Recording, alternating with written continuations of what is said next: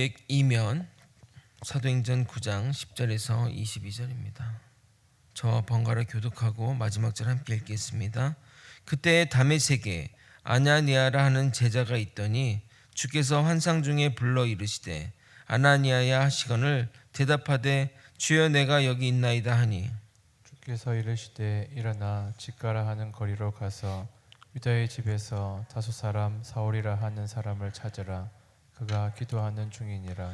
그가 아나니아라 하는 사람이 들어와서 자기에게 안수하여 다시 보게 하는 것을 보았느니라 하시거늘 아나니아가 대답하되 주여 이 사람에 대하여 내가 여러 사람에게 듣사온즉 그가 예루살렘에서 주의 성도에게 적지 않은 해를 끼쳤다 하더니 여기서도 주의 이름을 부르는 모든 사람을 결박할 권한을 대제사장들에게서 받았나이다 하거늘 주께서 이르시되 가라. 이 사람은 내 이름을 이방인과 임금들과 이스라엘 자손들에게 전하기 위하여 택한 나의 그릇이라. 그가 내 이름을 위하여 얼마나 고난을 받아야 할 것을 내가 그에게 보이리라 하시니 아나니아가 떠나 그 집에 들어가서 그에게 안수하여 이르되 형제 사울아, 주 곧 내가 오는 길에서 나타나셨던 예수께서 나를 보내어 너로 다시 보게 하시고 성령으로 충만하게 하신다 하니 즉시 사울의 눈에서 비늘 같은 것이 벗어져 다시 보게 된지라 일어나 세례를 받고 음식을 먹음에 강건하여지니라. 사울이 다메섹에 있는 제자들과 함께 며칠 있을새 즉시로 각 회당에서 예수가 하나님의 아들이심을 전파하니 듣는 사람이 다 놀라 말하되 이 사람이 예루살렘에서 이 이름을 부르는 사람을 멸하려던 자가 아니냐. 여기 온 것도 그들을 결박하여 대제사장들에게 끌어가고자 함이 아니냐 하더라. 함께 읽겠습니다. 사울은 힘을 더 얻어 예수를 그리스도라 증언하여 다메섹에 사는 유대인들을 당혹하게 하느니라. 아멘. 인간의 회심은 주님이 역사해야만 가능합니다. 기독교 유대인을 탄압하던 사울이 다메섹 도상에서 예수님을 만나고 난 후 회심의 길에 들어서게 됩니다. 그런데 그 과정이 의미하는 바가 있습니다. 그의 눈과 귀를 닫았으며 3일간 식음을 전폐했습니다. 그것은 세상에 보이는 것과 소리와 욕구와 모든 것을 닫음으로써 자신의 내면에만 집중하는 것을 의미합니다. 자신이 그동안 진리라고 믿었던 모든 것을 내려놓고 성령의 인도함을 받아 주님께로 나아갈 때 이러한 시간들이 반드시 필요합니다. 우리 또한 세상의 것으로부터 주님의 것으로 방향 전환하려면 회심의 시간들이 필요합니다. 저는 이 새벽 시간이 그런 의미에서 정말 중요하다고 생각합니다. 어제 동안 지은 죄와 내가 혹여나 주님에게서부터 엇나간지 돌이켜보며 오늘 하루도 믿음으로 살아가는 결단을 하는 시간이 우리에게 반드시 필요합니다. 하루 사이에 무슨 일이 있겠어 하겠지만 사단은 시시각각 우리를 죄로 이끌기 위해 노력하고 세상에는 우리를 유혹하는 것들이 정말 넘쳐납니다. 하루가 아닌 몇 분으로도 우리는 최악의 유혹에 빠질 수 있는 존재입니다. 매일매일 자신을 세상에서 격리하여 주님의 것으로 채우는 시간이 반드시 필요합니다. 오늘은 사울의 회심에 주변에 보이는 반응을 살펴보겠습니다. 변화된 그의 모습에 놀라는 사람들의 반응을 통해서 주님이 우리를 어떻게 이끌어 가시는지 깨닫기를 소망합니다. 성경에는 아나니아가 여러 명 나옵니다. 사도행전 5장에 재산 일부를 감춰 비극적인 죽음을 맞이한 아나니아와 삽비라 부부가 있고 22장에는 친로마 성향의 대제사장 아나니아가 있고 오늘 본문에 나온 아나니아는 사울에게 세례를 베풀고 그의 눈을 뜨게 하는 역할을 하게 됩니다. 그는 주님의 부르심에 즉각적으로 반응합니다. 아마도 이렇게 주님과의 어떤 그런 시간들이 많았던 것으로 봅니다. 그에게 하나님은 유다의 집에서 사울을 만나라며 그가 기도 중임을 알립니다. 그도 너가 올 것을 알고 있고 너로 인해 그 사람의 눈이 뜨일 것을 예언합니다. 그러나 아나니아는 의심의 눈초리를 거두지 않는데 그가 3일간 칩거하는 동안 그의 소문이 다메섹에 다 널리 알려진 것 같습니다. 그래서 이렇게 말합니다. 13절 14절입니다. 아나니아가 대답하되 주여 이 사람에 대하여 내가 여러 사람에게 듣사온즉 그가 예루살렘에서 주의 성도에게 적지 않은 해를 끼쳤다 하더니 여기서도 주의 이름을 부르는 모든 사람을 결박할 권한을 대제사장들에게서 받았나이다 하거늘. 사람의 속마음을 모르는 것이고 또 그가 어떤 마음의 상태인지 모르게 이런 반응을 보이는 것은 당연합니다. 그런 그에게 하나님은 확실하게 사울의 신분을 보증합니다. 15절 16절입니다. 주께서 이르시되 가라, 이 사람은 내 이름을 이방인과 임금들과 이스라엘 자손들에게 전하기 위하여 택한 나의 그릇이라. 그가 내 이름을 위하여 얼마나 고난을 받아야 할 것을 내가 그에게 보이리라 하시니. 하나님이 사울을 이방인들과 왕들과 이스라엘 사람들에게 복음을 전할 나의 도구, 나의 택한 그릇이라고 말합니다. 정말 가슴이 뛰는 이야기 아니겠습니까? 그런데 드디어 나오는 말이 이것입니다. 그로 인해 그가 당할 고난을 그에게 보이겠다고 증언합니다. 사실 사도 중에 가장 불쌍하며 억울한 사람은 바로 사울이라 하겠습니다. 예수님과의 어떤 특별한 시간이나 또는 행복한 시간을 보내지 못하고 엄청난 사명을 부여받았기 때문입니다. 부부 사이도 좋은 시간이 있었기에 어려운 시기도 사랑으로 극복해내지만 사울에게는 다메섹 도상에서 예수님을 잠깐 만난 것뿐입니다. 물론 그 이후로 영적으로 충만한 시간을 보내고 있겠지만 예수님과의 물리적인 시간은 너무나 적었습니다. 거기다가 하나님은 사울에게 이 사명을 감당하면서 많은 고난을 받을 것을 보여주면서 너가 그래도 이 길을 가겠냐고 묻습니다. 그런 상황에서도 그 주의 길을 가겠다고 하면 그는 정말 진짜 배기로 하나님의 사역자로 인정해야 할 것입니다.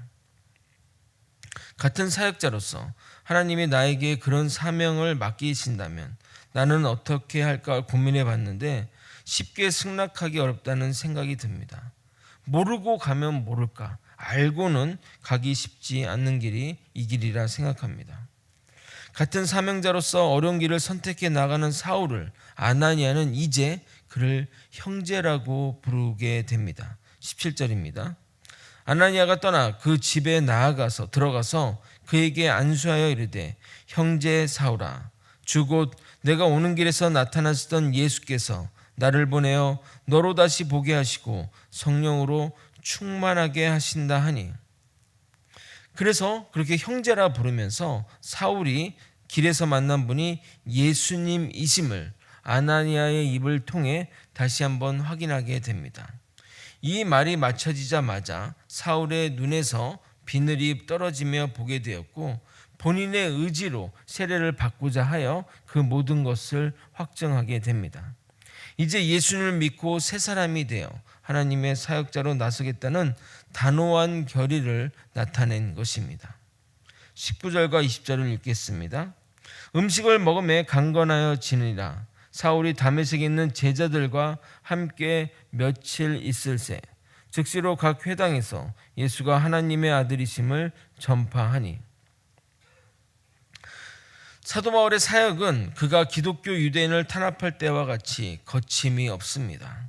며칠을 굶었으니 다시 영양 보충을 마치자마자 바로 회당에 가서 복음을 전파합니다. 어떻게 전해야 할지 생각하고 준비하고 이런 시간이 전혀 없습니다. 민간에서 이런 말이 있습니다. 사람은 절대 변하지 않는다. 그러니 고쳐 쓰는 것 아니다 라고 말합니다. 저는 이 말에 전적으로 동의합니다. 그럼 예수를 믿어도 변하지 않습니까? 라고 물어본다면 변하지 않는 것도 있고 변하는 것도 있다고 말씀드리고 싶습니다.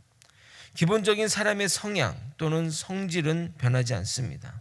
그러나 예수를 믿으면 그 사람의 가치관과 세상을 바라보는 관점은 변합니다. 그것이 어떤 사람에는 성향이 바뀐 것처럼 보일 수도 있지만 기본적인 성향은 변한 것이 아닙니다. 그러나 가치관이 바뀌는 것은 많이 바뀌는 것입니다. 가치관이 변해서 자신의 성질을 죽이고 남을 위해 희생과 봉사의 삶을 살 수 있습니다. 또 세상의 관점이 변해, 세상을 바라보는 관점이 변해 돈과 명예를 위해 살던 사람이 더 높은 것을 위해, 더 의미 있는 것을 위해, 더 가치 있는 것을 위해 살 수 있습니다. 그래서 많은 것이 변한 것처럼 보이지만 그 사람의 성향이 바뀐 것은 아닙니다. 사울의 사역을 보면 그런 면을 확인할 수 있습니다. 아무리 도망간 기독교 유대인을 잡으러 나서지 않았는데, 아무도 그러니까 거기 있는 사람들은 모르겠지만 아무도 도망간 그 기독교 유대인을 잡으러 나서지 않았는데 사울은 자신이 자원하여 요청하여 나섰습니다. 얼마나 그 열정, 얼마나 그 열심이 불같습니까? 고린도 교회에 보낸 편지도 얼마나 그렇게 글들을 보면 거침없이 쓰고 있습니까? 사역 가운데 이런 그의 모습이 계속해서 나타나는데 그의 성격이 변하지 않았음을 우리는 알 수 있습니다. 그런데 그가 회심한 시간을 아무리 늘려 잡는다 할지라도 일주일 사이에 사울은 확 바뀐 겁니다. 그 도를 따르는 사람을 남녀 구분 없이 잡던 그가 예수가 하나님의 아들이라고 전파하니 누가 봐도 뿌락지나 속임수 또는 덫이라 생각한 것입니다. 일주일 만에 변했으니 말입니다. 어떤 사람들은 고도의 전략이라 생각했을 것입니다. 지금 이곳 이 다메섹 회당 안에는 기독교 유대인들과 또 유대교 유대인들이 혼합되어 있습니다. 둘 다 혈통상으로는 유대인이니 그가 무엇을 믿는지 어떻게 알겠습니까? 그래서 그렇게 사울이 이렇게 복음을 전파하면 순진한 사람들이 저도 예수님을 믿는다고 나아올 때 그들을 일망타진할 계획이라고 생각했을 것입니다. 21절에 그렇게 나와 있습니다. 듣는 사람이 다 놀라 말하되 이 사람이 예루살렘에서 이 이름을 부르는 사람을 멸하던 자가 아니냐. 여기 온 것도 그들을 결박하여 대제사장들에게 끌어가고자 함이 아니냐 하더라. 그의 이런 행동은 유대교 유대인들과 기독교 유대인 모두 혼란스럽게 하는 행동입니다. 유대교 유대인들은 사울이 예루살렘에서 온 가말리엘의 제자에게 좋은 율법의 말씀을 기대했는데 갑자기 그들의 입장에서는 이단 사상을 전파하니 당혹스럽고 기독교 유대인들은 저 사람이 뭐하나 생각되어 당혹스러웠을 것입니다. 그런 복잡한 상황 가운데 놓여 있는 유대인들과 사울인 것입니다. 그럼에도 사울은 길이 정해지자 즉시로 그 길을 나아가는 것을 확인할 수 있습니다. 22절을 읽고 마무리하도록 하겠습니다. 사울은 힘을 더 얻어 예수를 그리스도라 증언하여 다메섹에 사는 유대인들을 당혹하게 하니라. 말씀을 정리하겠습니다. 사울은 너의 앞길에 고난이 있다는 말에도 주저없이 나아갑니다. 사울은 길이 정해지자 정신없이 달려가는 그의 모습은 우리가 아는 사울의 모습 그대로입니다. 예수를 믿어도 변하지 않는다는 말은 한편은 맞는 말인 동시에 한편은 틀린 말입니다. 예수를 믿는다고 해서 성격이나 성향이 변하는 것은 아닙니다. 사람은 그렇게 쉽게 변하지 않습니다. 그러나 그런 변화들, 그 성격과 성질의 변화들은 오랜 시간이 걸려 천천히 변하게 됩니다. 그러므로 우리가 예수를 믿는다고 해서 내 성향, 내 성품이 쉽게 죽지 않는 것에 대해 자책할 필요는 없습니다. 그러나 시간이 걸리지만 성향이나 성격도 변화될 수 있음을 명심해야 합니다. 만약 그런 변화가 하나도 없다면 성령에 순종하지 않기 때문입니다. 성령에 우리가 순종해 나아갈 때 우리의 성격과 성향도 반드시 변화되어 갑니다.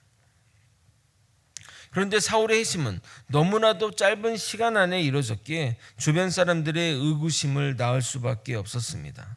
그러나 그런 주위의 시선에도 아랑곳하지 않고 사울은 더욱 힘을 내서 예수 그리스도가 하나님의 아들임을 증언합니다. 그의 진심은 사람들이 차차 알아주면서 향후 그의 복음의 지경이 점점 넓어지게 됩니다. 우리 또한 주님의 성품을 닮고자 노력하여 나의 진심이 오해된다 할지라도 주어진 사명의 일을 꾸준히 걸어가 주님의 뜻 안에서 모든 사람들이 인정할 때까지 나아가는 저와 여러분이 되시길 예수님의 이름으로 소망합니다. 기도하시겠습니다.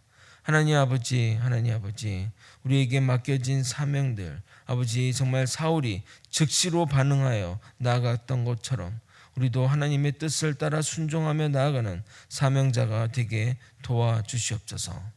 주님을 믿고서 아버지 나의 가치관과 또 세상을 바라보는 관점이 변했음을 고백합니다. 그래서 이제는 아버지 세상의 기준이 아닌 하나님의 관점과 하나님의 시야로 세상을 바라보며 나아갈 수 있도록 이끌어 주시옵소서. 그러기 위해서는 반드시 성령님께 순종해야 함을 깨닫게 하여 주시옵소서. 성령의 작은 음성에 반응하여 세상을 바라보며 또 세상에 하나님의 맡기신 사명자들을 사명을 받아가지며 살아갈 수 있도록 역사하여 주시옵소서. 사랑이 많으신 예수 그리스도 이름 받들어 기도드립나이다. 아멘. 주님이 가르쳐준 기도문으로